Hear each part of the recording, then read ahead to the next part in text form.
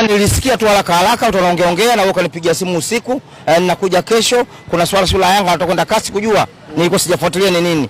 Lakini baada ya kuingia kwenye mitandao usiku, nimeliona kwamba ndio mzee wa Jambia. Sawa.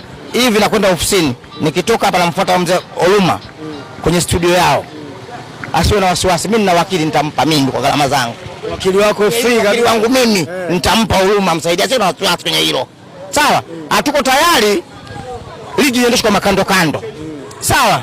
Hatuko tayari. Unaona kabisa. Mtu sasa anataka kuchukua ubingwa sasa. Kama ujanja tu wanafanya. Sawa? Kama ujanja.